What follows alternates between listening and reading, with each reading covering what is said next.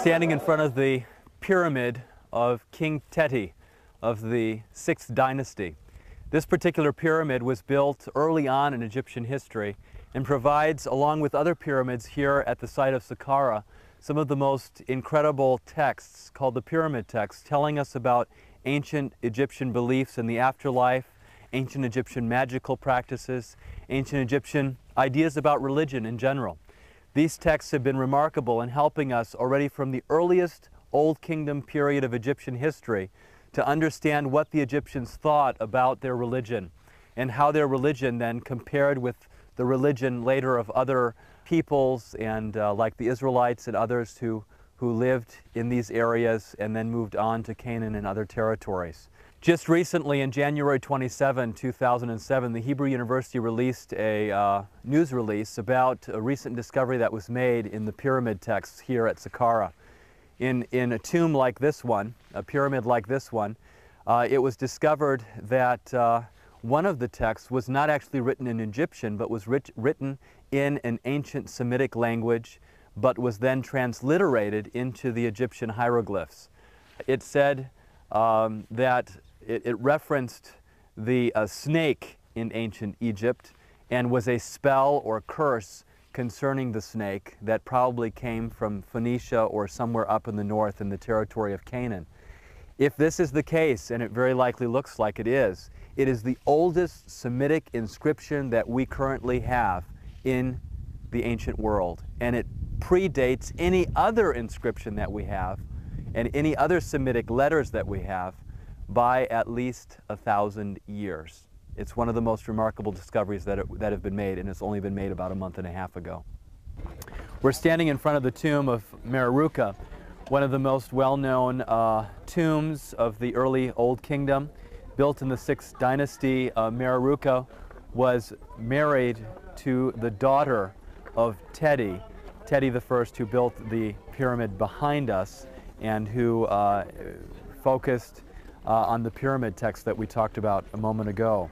In this particular tomb here, we have some of the best art from this early period represented that describes the specific aspects of ancient Egyptian everyday life: hunting, preparation of food, fishing, the kinds of things that people did on a daily basis here along the Nile. And it's one of the best examples that we have of this kind of everyday life in ancient Egypt.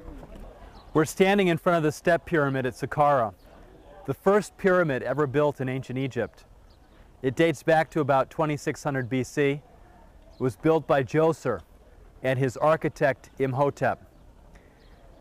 The step pyramid represents a remarkable advancement in architecture, not only for ancient Egypt, but for the then known world. Up to this point in time, everything was made mostly of mud brick.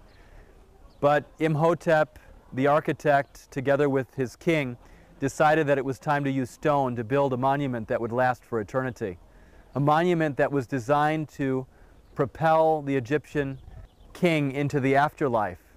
A pyramid machine, if you will, a resurrection machine that would tie him with the heavens. And so earlier from this point of time, we had mastabas, these single-level tombs that were used with deep shafts for the burial chamber. But at this particular point in time, a pyramid was built in 6 steps. These steps were built in successive periods over the reign of the king, who reigned about 18 years, and it represents one of the most magnificent pieces of architecture in Egypt. The step pyramid at Sakara was also the precursor to the great pyramids that we would find later on in the later dynasties. And so we have a total new plan in the Old Kingdom of Egypt of building these pyramids as monuments to the king, monuments to the gods, but really as further attempts to connect humanity with the heavens, to connect mortality with immortality, so that the king could live on with the stars forever. We're shooting inside the temple of Djoser, which is connected to the step pyramid. You can see here the fine columns that have been shaped in antiquity, the first stone building in Egyptian history. Here we can see the fine workmanship of the stones and how closely they are attached to one another. They were first put here roughly and then carved in place and sanded down until they had the smooth texture that we find here today. And this is one of the earliest representations of fine architecture that we have in Egypt. The Sed festival was practiced here by the ancient Egyptian kings, by Djoser. Every 30 years approximately, the Sed festival was the recoronation of the king, where the king proved that he could once again be the ruler of Egypt, that he had the stamina, that he had the physical ability, and that he still was able to be deified. It was actually a deification and legitimation process for the king. That Sed festival saw the colonnade coming through here and then moving on into the complex behind us near the step pyramid, where then the races of the king against the bull took place.